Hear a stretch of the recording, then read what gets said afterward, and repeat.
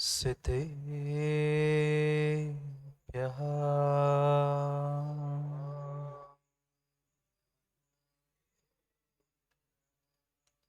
श्रीमत्परं गम्भीर स्याद्वान्मोघलाञ्छनम्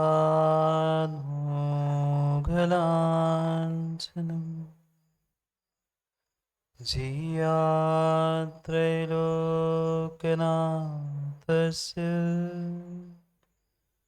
शासनं जिनशासनम्।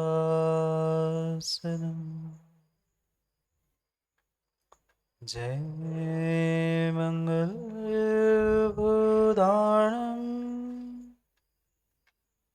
विमलाणं नानिदंसनमयारम्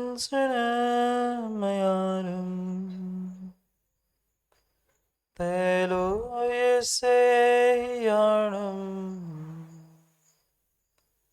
नमोऽस्यास वसिताणम् नमो परिहन्ताणम्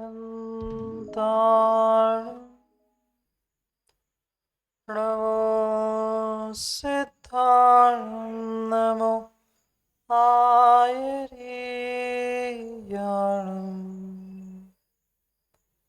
नमो वत्सायाणं नमो लोये सवसाहूणम्।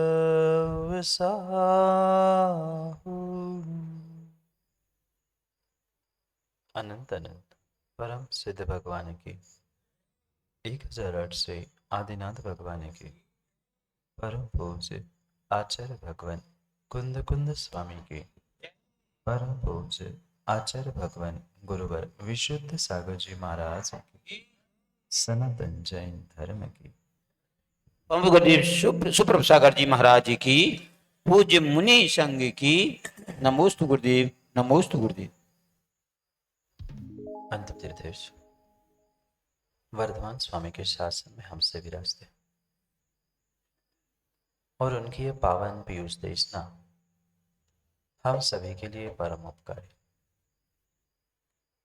अनादिकाल से हमारी आत्मा जो जन्म जरा और मृत्यु रूपी रोग लगे उन रोगों का उपशमन करने वाली कोई परम औषधि है तो वह एकमात्र यह जिनवाणी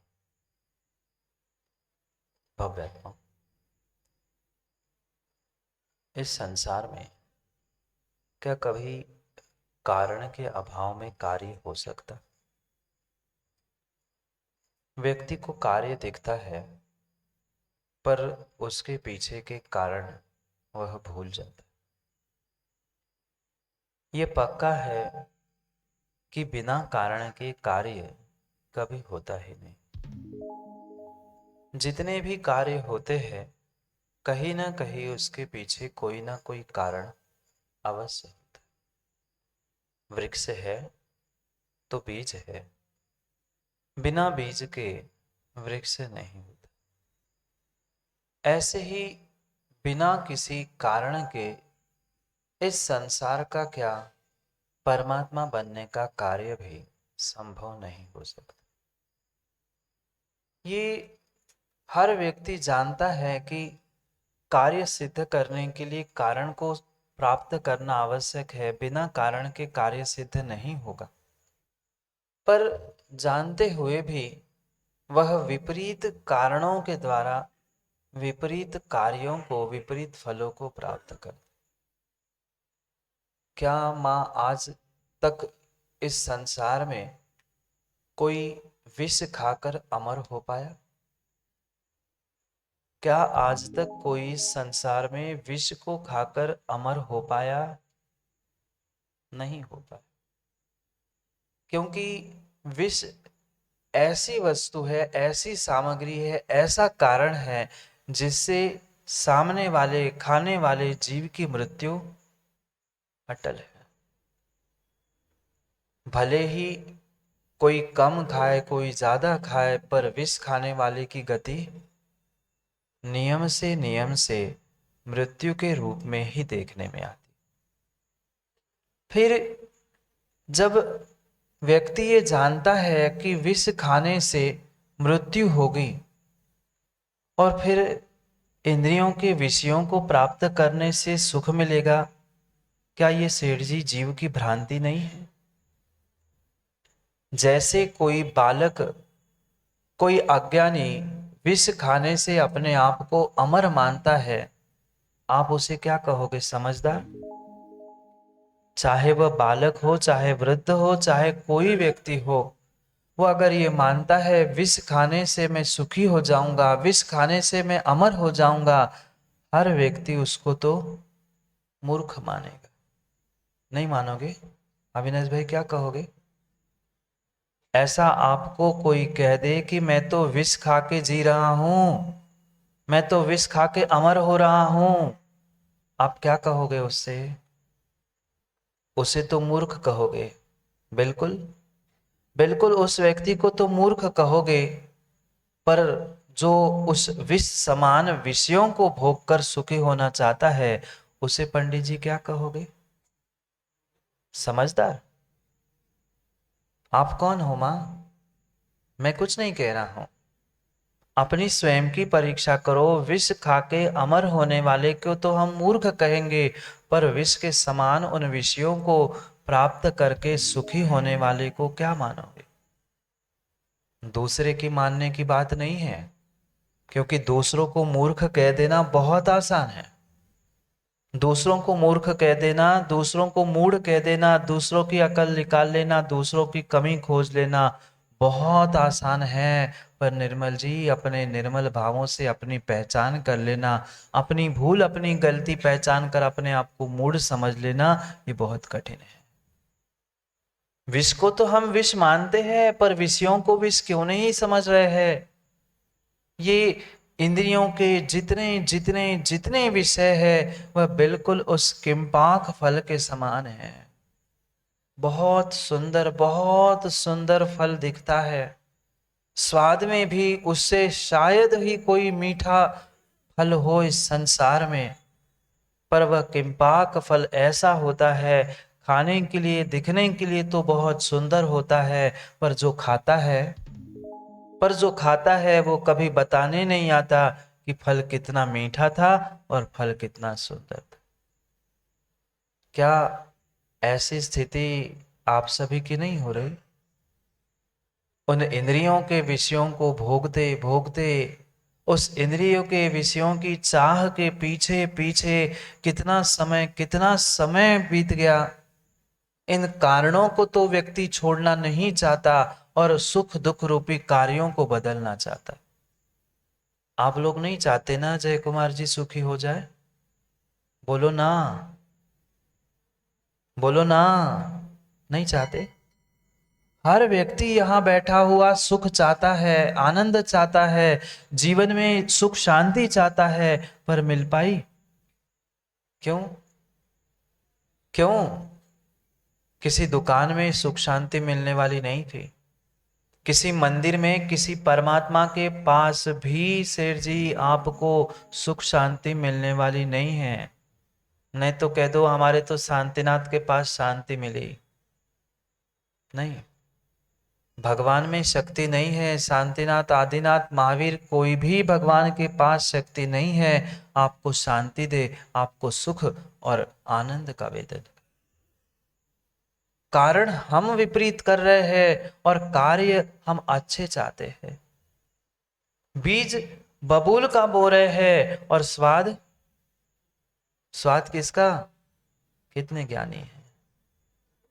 फल हम उस बबूल के पेड़ पर आम का देखना चाहते हैं, मीठा रस, पीला रंग, वह स्वादिष्ट फल चाहते हैं, पर मिलेगा? अभिषेक डॉक्टर, नहीं मिलेगा। जैसा बीज है, जैसा कारण है, कार्य भी वैसा ही होगा। संसार का कोई प्राणी विष खाकर, किंपाक फल खाकर कभी भी अमर आज तक नहीं हो पाया।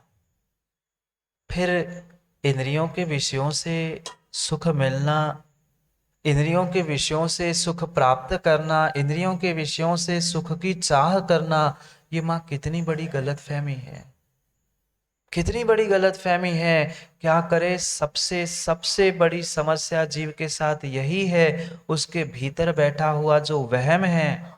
वहम जानते हैं आप लोग? गलतफहमी, जो भ्रांति, जो वहम लेके वो जी रहा है, उस वहम के कारण ही वह सबसे ज्यादा दुखी है। मात्र मात्र इंद्रियों के विषयों को वर्तमान में जीव प्राप्त नहीं कर रहा है, अपितु पल पल उस इंद्रियों के विषय की लोलुपता उसे सता रही। एक एक इंद्रिय की लोलुपता टपकती है, चाहे रसना हो, चाहे स्पर्श हो, चाहे घ्राण हो। जितनी जितनी इंद्रियां मिली थी, कभी अपने आप से या किसी से पूछने का प्रयास किया, ये इंद्रियां हमें मिली क्यों? क्यों मिली इंद्रियां? उस इंद्रियों के भोग भोगने के लिए, इंद्रियों के विषय प्राप्त करने के लिए नहीं। ये पांचों इंद्रियां, एक नहीं दो नहीं, पांचों इंद्रियां हमें मिली थी मात्र और मात्र साधन के रूप में, कारण के रूप में। और मेरा वो साधन, मेरा वो कारण भगवान के रूप में कार्य सिद्ध करने वाला था। कर पाए? क्यों नहीं कर पाए? क्योंकि आज तक उसका बोध ही हमें नहीं हो पाया। क्या आज तक आपने सुना कि कोई एक इंद्रिय, दो इंद्रिय, तीन इंद्रिय, चार इंद्रिय जीव भगवान बना? भगवान आत्मा नहीं पूछ रहा हूं। आज तक कोई एक इंद्रिय, दो इंद्रिय, तीन इंद्रिय, चार इंद्रिय जीव भगवान बन पाया? नहीं बन पाया। क्योंकि जब तक पांचों इंद्रियों की सत्ता नहीं है, साथ में मन नहीं है, तब तक कभी भी वह जीव भगवान नहीं बन सकता। मतलब सीधा सा है, मतलब सीधा सा है। हमें ये पांच इंद्रियां और एक मन मिला था, उसका विपरीत प्रयोग करने के लिए नहीं मिला था, उसका सम्यक प्रयोग करके हुए, उपयोग करते हुए, अपने जीवन को बदलते हुए परमात्मा बनने के लिए मिला था। पर कितनों ने उस पांच इंद्रियों के विषयों को छोड़कर, भोगों को छोड़कर परमात्मा की और आत्मा की याद की? नहीं याद की। साधन सब कुछ मिले, पल पल हमें साधन मिले, पांच इंद्रियां मिली, मन मिला, मनुष्य तन मिला, साथ में देव शास्त्र गुरु मिले, वह उत्कृष्ट से उत्कृष्ट जैन धर्म भी मिला। पर साधनों का कितना उपयोग हमने समय पे किया? उपयोग तो किया, पर समय पे नहीं किया और सही जगह पे नहीं किया। इंद्रियों का उपयोग कर रहे हैं, ये इंद्रियां हमारे आत्मा के लिए एक सेवक के रूप में मिली थी, दास के रूप में मिली थी। पर आज का इंसान उस दास का भी, बोलो ना, दास का भी दास बनकर बैठा है। इस दास का, इन इंद्रियों का, इन इंद्रियों के विषयों का गुलाम होकर बैठा है। भूल चुका है, तू तो स्वामी था, तू तो स्वामी था, तू तो भगवान बनने वाला, परमात्मा शक्ति से युक्त था। पर क्या करे, उस आत्मा को भी, जो आत्मा के लिए ये पांच इंद्रियां और मन सेवक के रूप में, दास के रूप में मिली थी, उसके भगवत्ता को प्रकट करने के लिए मिली थी, उन इंद्रियों के गुलाम होकर आज का जीव बैठा है। नहीं बैठा मां। मंदिर में भी हमें इंद्रियों के भोग दिखते हैं, घर में, गृहस्थी में, व्यापार में, संसार में फिर भी समझ में आता है। पर मंदिर में बैठे बैठे भी हम इंद्रियों के भोग भोगना चाहते हैं। कोई नहीं बैठना चाहता जमीन पर, कोई नहीं बैठना चाहता जमीन पर, कोई नहीं बैठना चाहता गर्मी में, कोई नहीं बैठना चाहता ठंडी में। जहां इंद्रियों की पुष्टि होती है, इंद्रियों के विषय मिलते हैं, वहीं बैठकर हम भगवान की पूजा, गुरु की वाणी और स्वाध्याय आदि करते हैं। ये विपरीत कारण हमारे लिए विपरीत कार्य दे रहा है। हम कार्य तो अच्छा चाहते हैं, फल भी अच्छा चाहते हैं, पर मात्र फल अच्छा चाहने से मिलने वाला नहीं है, वैसा कारण भी तो प्राप्त करना होगा। जब तक ये विपरीत कारणों को नहीं छोड़ेंगे तब तक विश्वास मानना हमारा जीवन का कार्य कभी भी सरल और सहजता से प्राप्त होने वाला नहीं। कितनी विपरीतता है, श्रद्धा में विपरीतता, ज्ञान में विपरीतता, हमारी क्रियाओं में विपरीतता, हमारी तपस्याओं में विपरीतता, हमारे चारित्र में विपरीतता। ये मेरी विपरीतता ही मेरे लिए संसार में दीर्घ दीर्घ दीर्घ संसार में घुमाने के लिए निमित्त बन रही है। अरे इंद्रियां उन मुनिराजों को भी तो मिली थी। क्या आपके पास 5 इंद्रियां है और मुनिराजों के पास क्या एक भी इंद्रिय नहीं है? राहुल भाई, कितनी इंद्रियां तुम्हें और मुनिराज को? उनको भी 5 इंद्रियां, आपको भी 5 इंद्रियां, आपको भी मन, मुनिराज को भी मन। पर सोचो, विचार करो कि उन्होंने उन 5 इंद्रिय के विषयों को संयमित कर लिया, सुरक्षित कर लिया, मन के विषय को बांध लिया, वे भगवान बनने के मार्ग पर चल पड़े। वो ही इंद्रिया, वो ही इंद्रिय के विषय, फिर भी उनके इंद्रिय और इंद्रिय के विषय में किसी भी प्रकार की लोलुपता नहीं। आप भोजन भी करते हो, आप भोजन भी करते हो, आप भोजन भी करते हो मुकेश जी, तो कर्मों का बंध करते हो। क्यों? क्योंकि उस रसना इंद्रिय में लोलुपता है। मात्र दाल रोटी सब्जी से पेट भरता है, पर माँ इतना ही बनाते हैं ना? बोलो ना, इतना ही बनाते हैं ना? क्या अचार पापड़ मुरंबा आदि से पेट भरता है? महाराज जी, आपको क्या है, आपको तो एक ही बार खाना है, हमें तो स्वाद लेना है। घाटी उतरी की माटी हुई, घाटी उतरी की माटी हुई। जब तक स्वाद मुख में वह ग्रास है तब तक स्वाद है, जैसे ये घाटी उतरी की माटी हुई।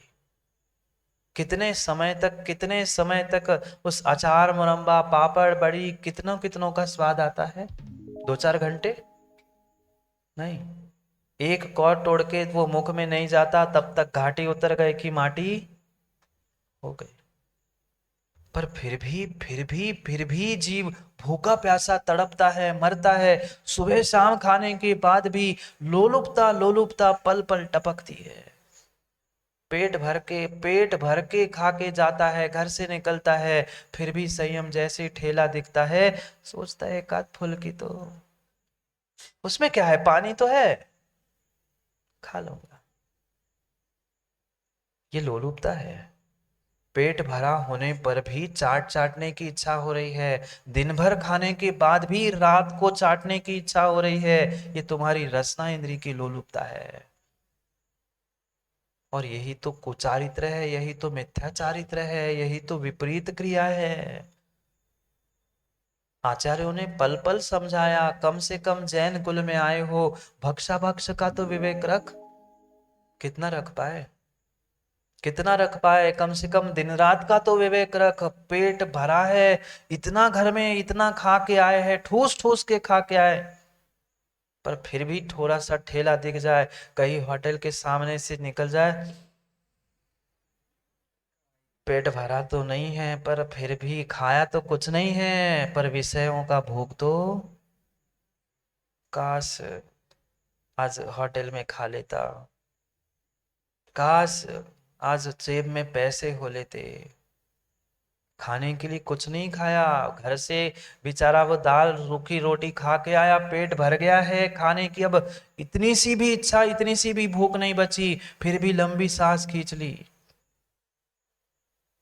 भले ही मुख से जीवा से रसना इंद्रिय से नहीं चाटा, घ्राण इंद्रिय से तो चाट को चाट लिया। नहीं खाते माँ, हमें तो ये लगता है कि हम तो एक ही इंद्रिय का विषय भोग रहे, हम तो भोग ही नहीं रहे, हम तो संसार घर की व्यवस्था चला रहे हैं। पर घर की व्यवस्था नहीं, आप अपने दीर्घ संसार की व्यवस्था बना रहे हैं। बहुत आम खाए होंगे ना अभी गर्मी में? नहीं खाए आम? खरीदे भी होंगे आम। खाए कितने, खरीदे कितने, और माँ कितने किलो आम भोगे? एक आम सचिन आम खाया? क्यों? ऐसा भी कर रहे, ऐसा भी कर रहे, खाया नहीं क्या? 1 किलो आम नहीं, एक आम खाने के लिए तुमने कितने किलो, कितने दर्जन आम को भोग लिया। सोचना समझना। रसना इंद्रिय से तो मात्र एक ही आम खाया, रसना इंद्रिय से तो मात्र एक एक ही आम खाया, पर बाजार में जब आम खरीदने गए थे, क्या तुरंत मां पहले ठेले पर जहां आम मिला वही खरीद लिया? मात्र आम नहीं समझना, जो भी सामग्री खरीदने जाते हैं ना, सब में वो गणित लगा लेना। खाना एक ही आम था, एक ही आम खाना था, पर सचिन भाई ने पहले 50 ठेले को देख लिया। पहले कोई भी सब्जी भी खरीदने जाते हो माँ, तो पहले यही बाजार में तो एक चक्कर लगाते, कहाँ सस्ती मिल रही है और कहाँ महंगी मिल रही है, कहाँ कैसी मिल रही है। कम से कम एक चक्कर तो लगती ही लगती है। कानों में आवाज आ रही ही, 200 रुपए किलो, 500 रुपए किलो, 100 रुपए किलो। कौन सा विषय माँ, कौन सा विषय? रसना इंद्रिय का विषय था। हम तो सोच रहे थे हमने तो एक आम खा लिया, मात्र रसना को भोगा। भूल मत करना पंडित जी, एक रसना नहीं थी, पांचों इंद्रियों का और साथ में मन का भी भोग भोग लिया। जो पूरे बाजार में घूम के आए ना, पूरे बाजार में कहाँ पे कैसा आम मिल रहा है, कहाँ पे कैसे किलो मिल रहा है, तुमने इस कानों का भी भोग भोग लिया। विषय क्या सुन रहे थे, क्या सुन रहे थे सचिन भाई? 100 रुपए किलो, 200 रुपए किलो आम, 50 रुपए किलो आम। आम आम सुनते सुनते पूरे ठेलों में घूम के आ गए, पूरा बाजार पहली बार घूम लिया, मात्र कर्णेंद्रिय के विषय भोग लिया। दूसरी बार सोचो और एक आध बार देख लूं, कोई एक आध छूट गया हो। दूसरी बार देखने के लिए गए, दूसरी बार देखने के लिए गए, वह आंखों से देखा, कहाँ कच्चा है, कहाँ पीला है, कहाँ हरा है, कहाँ कैसा है। दूसरी बार चक्कर लगाई तो मां आंखों से भोग भोगा, आंखों के विषयों को भोग लिया। हाँ हाँ, वहां अच्छा पीला पीला मिलता है। अब तीसरे चक्कर में कहाँ पहुंचेंगे? वही गिने चुने दो चार जो बचे थे, उसमें से छांटने के लिए पहुंचोगे। वहां जाके सीधे 1 किलो, 1 डजन लेके आओगे? नहीं, वहां जाके भी पहले देखेंगे कौन सा पिलपिला है, कौन सा पका है, कौन सा अच्छा है, कौन सा कैसा है। वह दूसरे सब तीसरी चक्कर में तुमने स्पर्श इंद्रिय का विषय भोग लिया।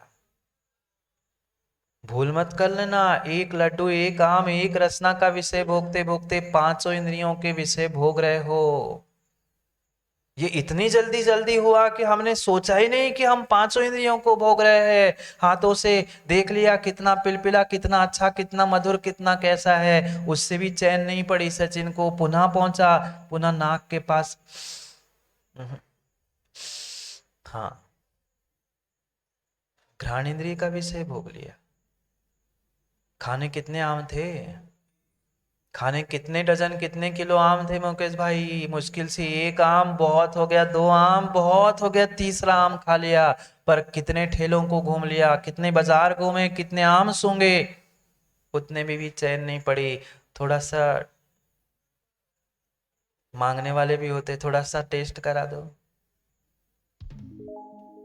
खाया घर में जाकर एक ही आम, पर कितने ठेलों में जाकर वह अंगूर चखते चखते घर आते आते पेट भर जाता है। ऐसे भी लोग हैं, ऐसे भी लोग हैं, पूरा बाजार घूम लिया, सब ठेलों पे टेस्ट कर ली फलों की, घर आते आते पेट भर गया, अब रोटी नहीं खाना, पर बाजार से पेट फल खा के आए पेट भर।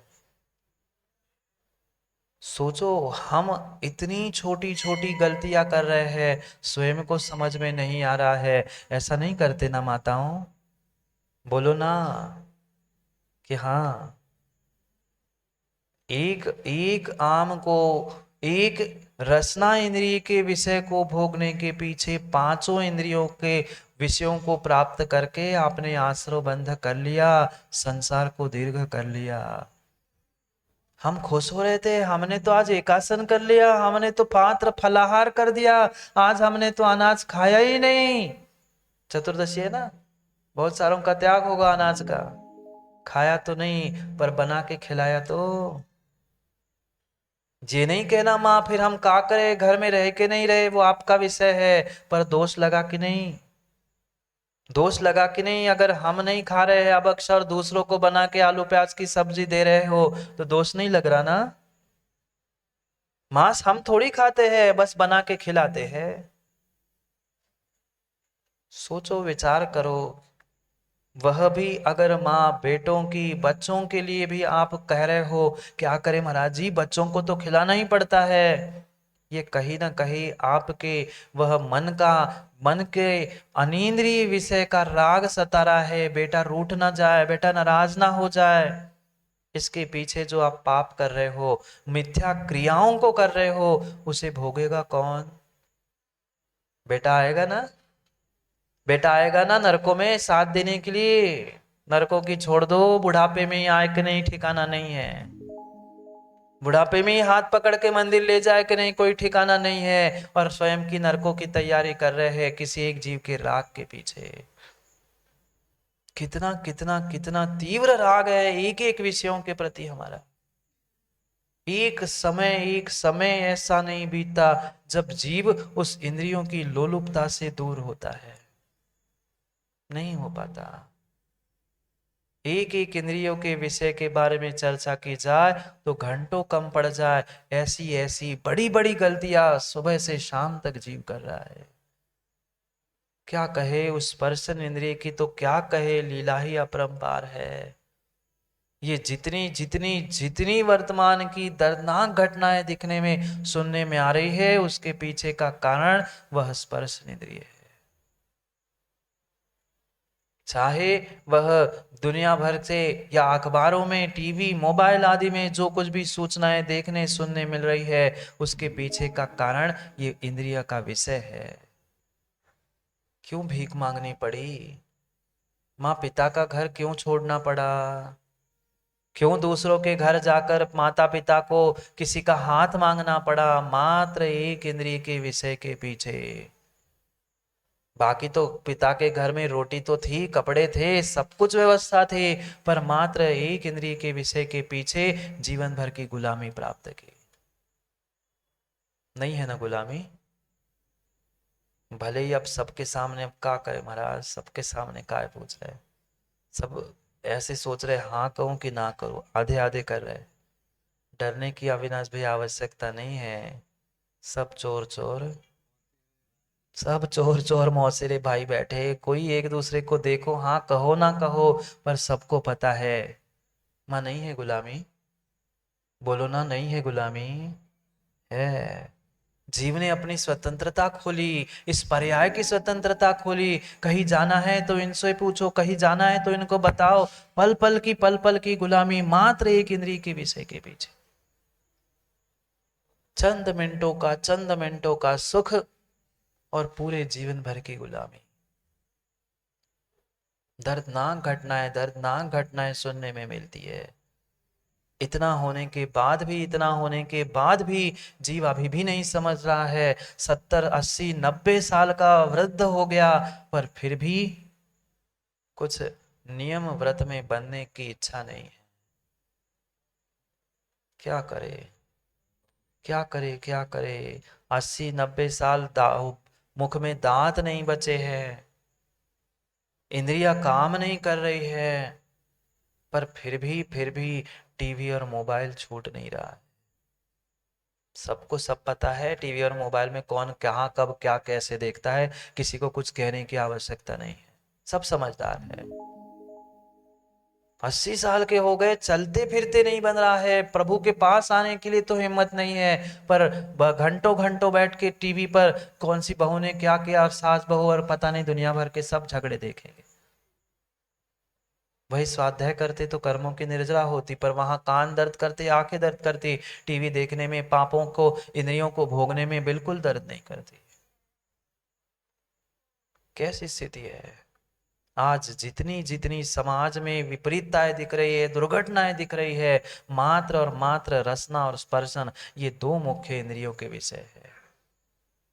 अगर दोनों को संभाल ले, दोनों को संभाल ले, और माँ सही संस्कार आप अपने बच्चों और बच्चियों को दो, तो कभी भी कुल का और समाज का ह्रास नहीं होगा। क्यों भागे जा रहे हैं? क्यों कुल को धर्म को छोड़कर अन्यत्र भागे जा रहे हैं? मात्र उस स्पर्श इंद्रिय के विषय के पीछे, उस चक्षु इंद्रिय के पीछे। देख लिया फेसबुक पे और हो गया फेस पागल। भूल गए माता पिता को, भूल गए धर्म को, भूल गए कुल को, सब परंपराओं को भूलकर कहां भटक रहा है जी। कब तक उन विषयों को भोगते भोगते भोगते भोगते वह दुख उठाते रहेंगे संसार में? कभी तो विचार करें। ये इंद्रिया, ये शरीर, ये मन हमें भगवत्ता प्रकट करने के लिए मिला था, पाप करने के लिए नहीं। पर क्या करें, पर क्या करें, जितने जितने साधन बढ़ रहे हैं उतना उतना उतना जीव पाप पाप में प्रवृत्ति को अपने बढ़ा रहा है। एक नहीं, अनेक अनेक अनेक अनेक विषयों में वह जीव जी रहा है। बाजार से जा रहे थे, माँ सुंदर बगीचा मिला, बहुत सुंदर फूल दिखे, भले ही तोड़ नहीं पाए पर लंबी सांस तो ले ली। कितने अच्छे फूल है, सुगंधित फूल है, सुगंध सूंघ रहे हैं, सुगंध सूंघ रहे हैं। उस फूलों की सुगंध सूंघते सूंघते तो एक फूल बन गया, एक मृत्यु को प्राप्त हो गया। क्या पुराणों को नहीं पढ़ा? गंधमित्र के साथ क्या हुआ?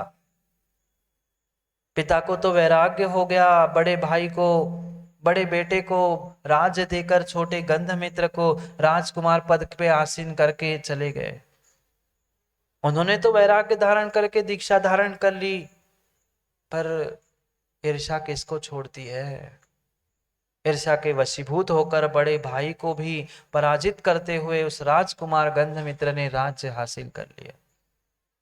अब जिसने किसी का कुछ छुड़ाया हो और फिर वो लड़ाई ना करे, बदला ना ले, ऐसा संसार में हुआ ही नहीं। वह जो बड़ा भाई था जयसेन नाम का, उसने निर्णय कर लिया, आज नहीं तो कल कभी ना कभी ये गंधमित्र पकड़ में आएगा, मैं बदला लूंगा।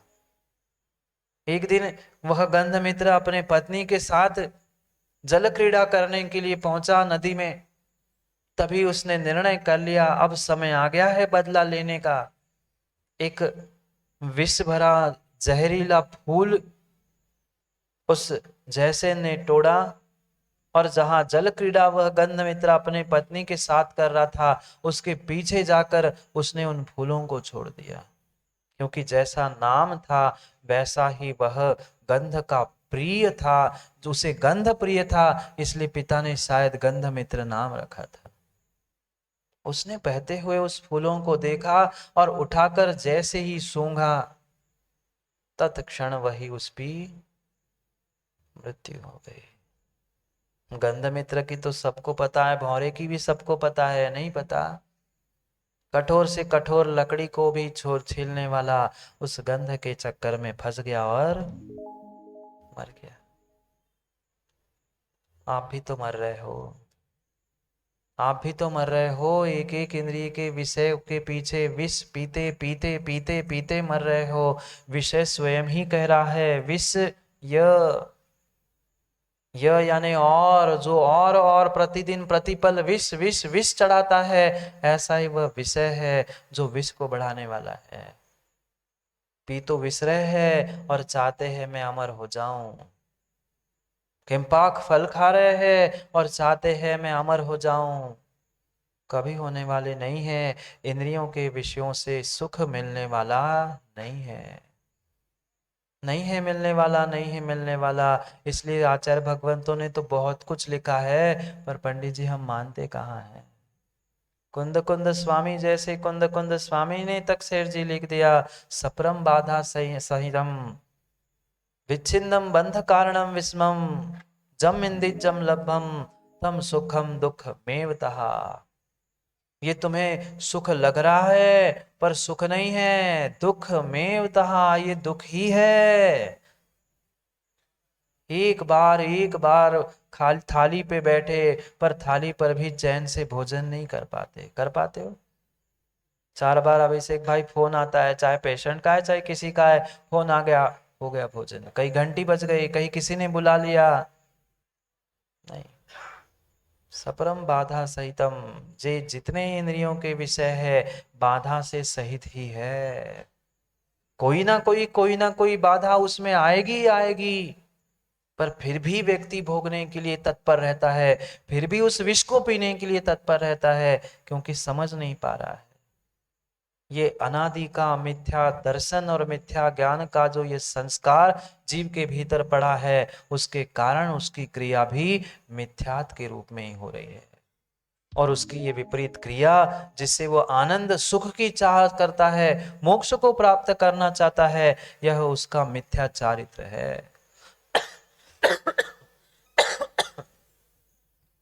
कब तक उन एक एक इंद्रियों में उलझते रहेंगे?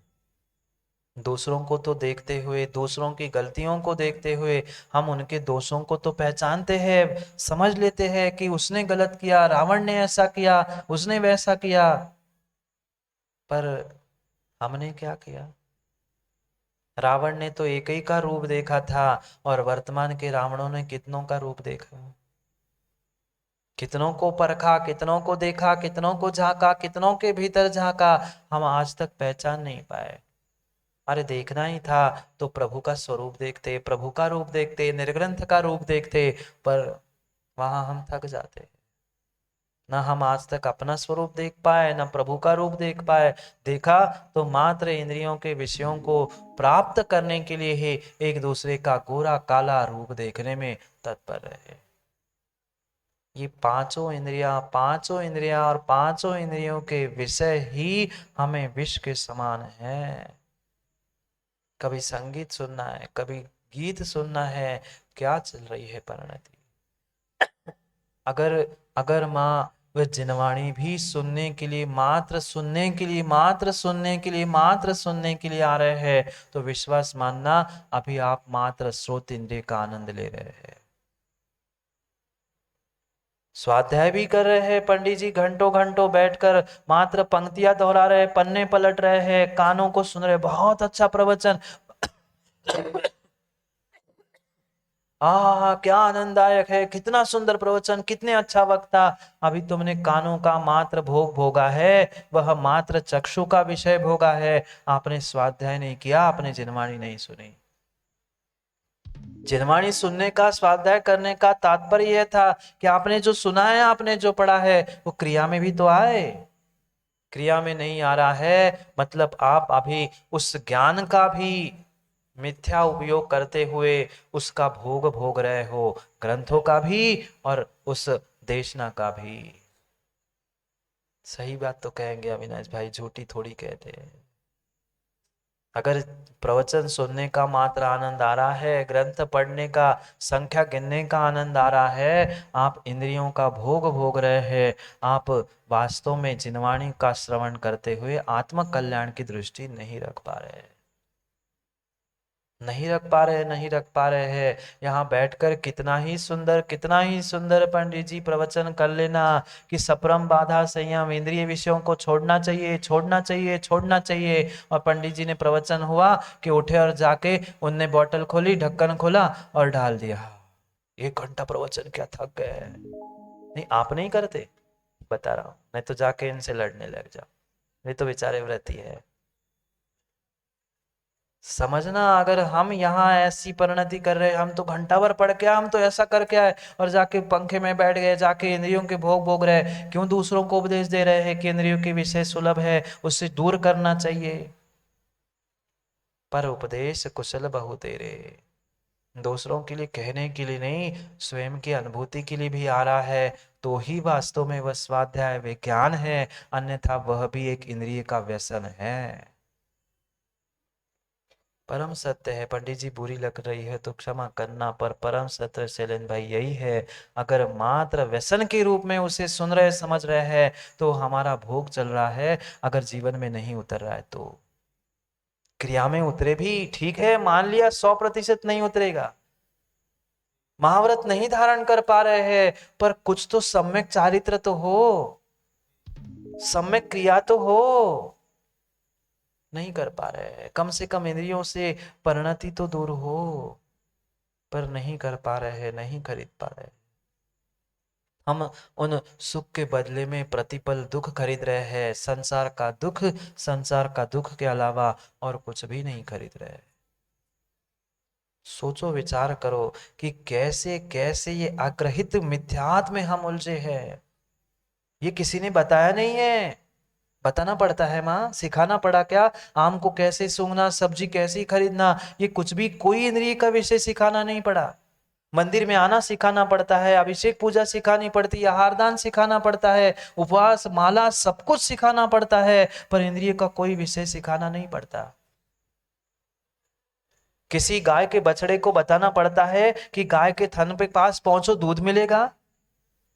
नहीं बताना पड़ता, नहीं सिखाना पड़ता, नहीं बताना पड़ता। ये अनादि के अग्रहित मिथ्या ज्ञान, मिथ्या दर्शन का ही प्रताप है। तुम्हारी प्रत्येक क्रिया अग्रहित मिथ्या चारित्र के रूप में फलीभूत हो रही। किसी ने उपदेश में नहीं सिखाया, किसी ने उपदेश में नहीं बताया कि पाप कैसे किए जाते हैं, कषाय कैसी की जाती है, इंद्रियों का भोग कैसे किया जाता है। ये सिखाने की आवश्यकता नहीं है। आज की शिक्षा प्रणाली कहती है नैतिक शिक्षा के साथ साथ और भी बहुत सारी अभिषेक डॉक्टर शिक्षाएं देने की आवश्यकता है। ये आज की पीढ़ी को सिखाने की आवश्यकता नहीं है।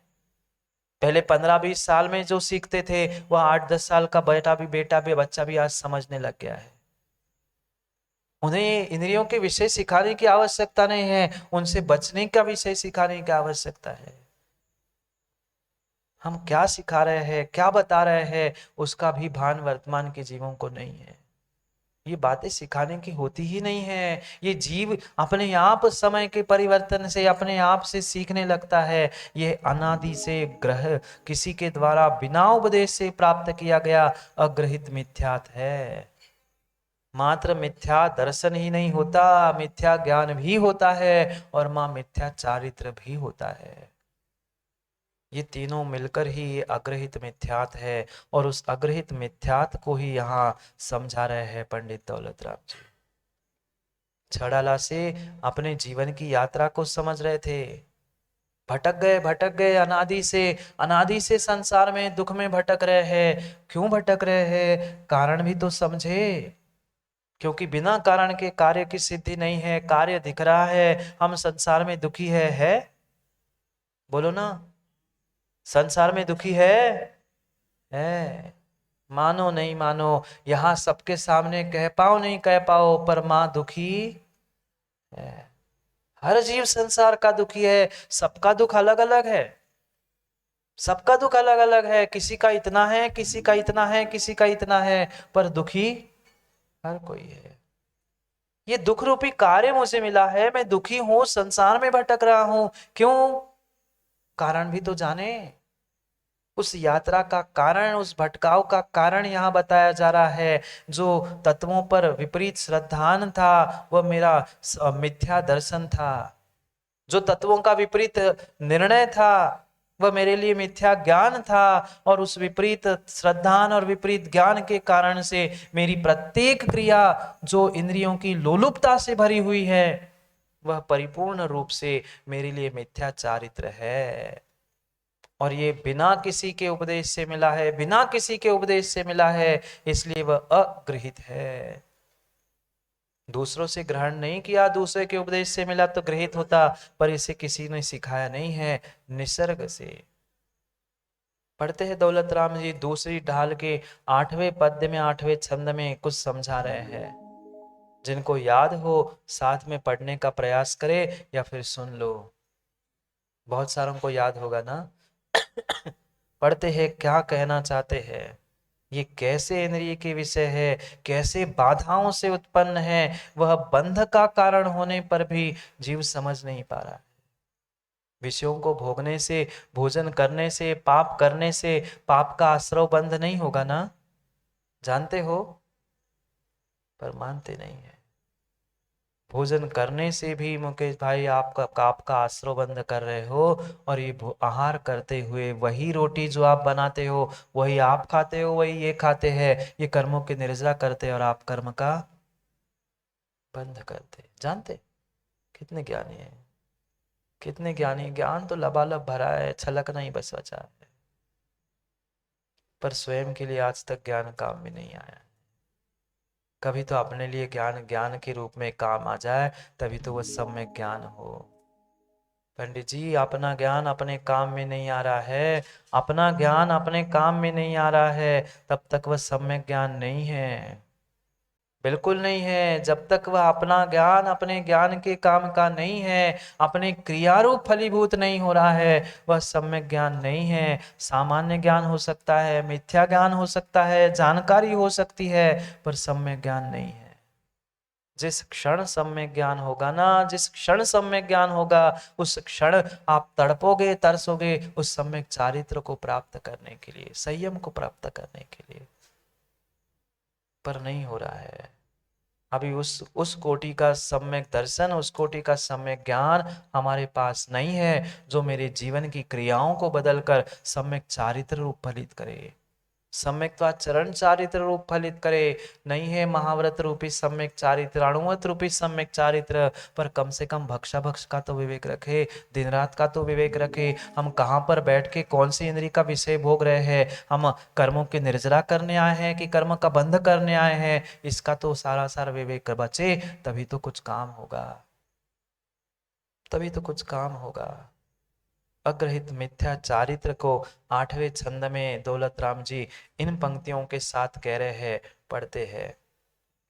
इन जुत विषयन में जो प्रवृत्त, ताको जानो मिथ्या चरित, यो मिथ्यात्वादी निसर्ग जेह, अब जे ग्रहित सुनिए सुते। क्या कहा? इन जुत मतलब इन मिथ्या दर्शन, मिथ्या ज्ञान, जिसका स्वरूप पिछली 7 पद्यों में दौलत राम जी ने कहा, उनसे सहित विषयन में जो प्रवृत्त, विषय तो इनके भी चल रहे हैं, पर विषयों में लोलुपता नहीं है, विषयों में आसक्ति नहीं है, विषयों की आशा नहीं है। पढ़ते होंगे ना माँ, विषयों की आशा नहीं जिनके, मात्र पढ़ते ही है। विषय तो रहेंगे, इंद्रिया जब तक है तब तक इंद्रियों के विषय रहेंगे, पर इंद्रियों के विषयों में लोलुपता नहीं है कि हमें ठंडा चाहिए, हमें गर्म चाहिए, हमें ऐसा चाहिए, हमें वैसा चाहिए। जो आया ले लिया, जैसा पाटा लगा, चाहे धूल चढ़ी हो, चाहे खरदरा हो, चाहे जैसा हो, जैसा पाटा लगा वैसा बैठ गए। राहुल नहीं मिला तो जमीन पे ही बैठ गए। राहुल नहीं, मुनिराज। सोचो, वही विषय पर इन जुत यानी मिथ्या दर्शन, मिथ्या ज्ञान के साथ जो विषयों में प्रवृत्त होता है, ताको जानो मिथ्या चरित्र। यही तो मिथ्या चरित्र है। मैं नहीं कह रहा हूं आप मिथ्या चरित्र से युक्त हो, मैं नहीं कह रहा हूं मिथ्या ज्ञान से युक्त हो, पर अपनी परिणति, अपनी परीक्षा तो स्वयं कर लो कि मेरा परिणाम, मेरी परिणति, मेरी क्रिया कैसी है। अगर हम उन विषयों को सुख का साधन मानकर भोग रहे हैं, उन विषयों को सुख के निमित्त, सुख के कारण मानकर भोग रहे हैं, तो यह हमारा विपरीत श्रद्धा नहीं है, विपरीत ज्ञान नहीं है। और ऐसा भोगना क्या मिथ्या चारित्र, विपरीत चारित्र नहीं है? है। अगर कोई कह दे कि आप मिथ्या दृष्टि, मिथ्या ज्ञानी, मिथ्या चारित्रधारी हो, तो अभी हम बौखला जाएंगे। हम तो भगवान की पूजा करते हैं, अभी धोती पहन के देख नहीं रहे। भगवान की पूजा मात्र करने से, अभिषेक मात्र करने से, मात्र और मात्र उतना करने से काम नहीं होगा। वो छोड़ना नहीं है, वो छोड़ना नहीं है। नहीं तो प्रमादी जीव है, लोग कहेंगे बहुत अच्छी कही महाराज, हम तो चाहते ही नहीं थे। नहीं तो वैभव जैसे लोग कहे बहुत अच्छी कही, हमें तो जाने ही नहीं है, तो महाराज ने और कह दी, उससे काम नहीं हो, हमने छोड़ दो। नहीं, जो करते आए हैं उससे कुछ और भी करना सीखना है, जो सोचते आए हैं उससे कुछ और भी सोचना है, जो जान के आए हैं उससे भी कुछ और जानना है, तभी तो हमारा काम बनेगा। हमारे जानने में कमी नहीं है, हमारे समझने में कमी नहीं है, हमारी पुरुषार्थ में भी कमी नहीं है, पर वह सम्यक दिशा में, सम्यक समय पे नहीं हो रहा है, क्योंकि समय हो रहा है घड़ी का। इन जुत विषयन में जो प्रवृत्त, आप नहीं हो? अगर है तो विचार करे, कि हमें इससे कैसे उभरना है, हम कैसे इससे दूर हो सकते हैं। पल पल एक इंद्रिय के बाद दूसरा इंद्रिय का विषय, दूसरे से तीसरे का, तीसरे से चौथे का, एक विषय की पूर्ति नहीं हुई तब तक दूसरे की तैयारी, दूसरा नहीं हुआ तीसरे की, तीसरा नहीं चौथे की, एक साथ लगातार हम सब विषयों को भोग रहे हैं। कहाँ जाएंगे। एक गंध मित्र ने एक बार फूल सूंघा तो उसकी मृत्यु हो गई। आज तक कितने फूल सूंघ लिए, फूलों कितने फूल सूंघ लिए, फूलों, समझ नहीं आया, फूलों कितने फूल सूंघ लिए। अविनाश भाई कौन सा फूल, FOOL, फूलों कितने फूल सूंघ लिए, कितने सुमन सूंघ लिए, पर फिर भी तुम्हारा मन सुमन नहीं हो पाया। फिर भी फूल सूंघते सूंघते फूल बन रहा है। कितने सुमन और कितने सुमना को सूंघ सूंघ कर तुमने अपने पर्याय को नष्ट कर लिया। जब एक गंध मित्र एक फूल को सूंघने से मृत्यु को प्राप्त हो रहा है, हो चुका, एक उस सीता के रूप को देखकर रावण कितनी बार जल चुका, फिर आप कितनों को देखते, कितनों को सूंघते, कितनों को खाते हो, कितनों को क्या नहीं करते हो, उसके बारे में तो सोचो। आपकी क्या दशा होगी, आपकी क्या दशा होगी। वह एक पर रिझ गया था, एक के रूप पे रिझ गया था, उसे आज तक जलाया जा रहा है। आपने सचिन भाई कितनों को देखा, कितने आम खाए, कितने सूंघे, कितने देखे, कितने दबा के देख लिए, विचार कर लेना। बाकी सब समझदार है, आम तो मात्र उपलक्षण है, आम तो मात्र एक उपलक्षण मात्र है, बाकी सभी इंद्रियों के विषय में लगा लो वे विषय। विष खा रहे हो, विष खा रहे हो और अमर होना चाह रहे हो, नहीं हो सकते। यो मिथ्यात्वादी निसर्ग जे, ये जितना मिथ्यात कहा, चाहे मिथ्या दर्शन, मिथ्या ज्ञान, मिथ्या चारित्र हो, ये निसर्ग से मिला, इसलिए इसे अग्रहित मिथ्यात कहा। अब आगे, अब जे ग्रहित सुनिए सुते, आगे उस ग्रहित मिथ्यात को आगे कहेंगे। अभी तक अग्रहित मिथ्यात, मिथ्या दर्शन, मिथ्या ज्ञान, मिथ्या चारित्र को समझाया, अब ग्रहित के बारे में कल से समझाएंगे। क्या करे, समय, समय की अपनी सीमा है। आप समय पे आओ नहीं आओ, पर घड़ी तो समय पे माताओ चलती है, इसलिए समय का निर्णय करना है। तो अभी समय है, समझ है, समझ लो समय को और समय को, समझ लो समय को और समय को, और वो भी समय है, नहीं तो हाथ से समय छूट जाएगा। जो समय मिला है उस समय को समझो। अभी तो चतुर्मास प्रारंभ होना है ना। सेठ जी कहाँ गए, बड़ू अध्यक्ष जी बैठे थे ना, बैठे हुए तो छुप के बैठे रहते। सोचो विचार करो, अभी तो बहुत कुछ सुनना और समझना बाकी है, अभी तो बहुत कुछ तैयारी बाकी है, बाहर की नहीं। वो तो प्रवक्ता जी की बाहर की तैयारी तो होती जाएगी, बाहर के लोग भी आएंगे, पर भीतर की भी तैयारी हमें करनी है। जो अनादि से करते आए हैं उससे कुछ हटके करना है, कुछ नया समझना है, कुछ नया करना है, करना है। इसलिए समय का ध्यान रखते हुए समय को समय पर समझने का प्रयास करें। अभी तो मात्र सुबह की कक्षा चल रही है, अगर सब इच्छुक होंगे तो दोपहर में भी बहुत सारे आगम के सिद्धांत, आगम के अध्यात्म आदि को समझने का हम प्रयास करेंगे। पर निर्मल जी समय देना पड़ेगा। वह बाहर तो तुम्हें दुकान में माताओं पैसा धन देना पड़ता है, यहाँ हमें कुछ नहीं चाहिए, बस आपका थोड़ा सा, क्योंकि आपके समय के लिए आप, मैं समय देना चाहता हूँ, इसलिए घड़ी का थोड़ा सा समय भी निकालना पड़ेगा। इसलिए अभी 8-10 दिन है, तैयारी कर लो माताओं। कोई त्योहार आता है, कुछ आता है तो पहले से तैयारी करते हैं ना, इसलिए समय की तैयारी पहले से ही कर लो, समय का नियोजन अभी से कर लो। सुबह दोपहर शाम जितना समय मिले, हमें जिनवाणी के उस बूंदों से अपनी आत्मा को परमात्मा बनाने का पुरुषार्थ करना है। बाहर पानी गिरेगा और यहाँ जिनवाणी गिरेगी, उसे हमें प्राप्त करते हुए जीवन का, समय का कल्याण करने का पुरुषार्थ करना है। इसलिए समय पर समय की बात समझने के लिए कल पुनः समय पे आते हैं, क्योंकि समय पे किया गया काम समय को दिलाता है। बोली भगवान महावीर स्वामी स्वामी की जय। परम गुरुदेव सुप्रभ सागर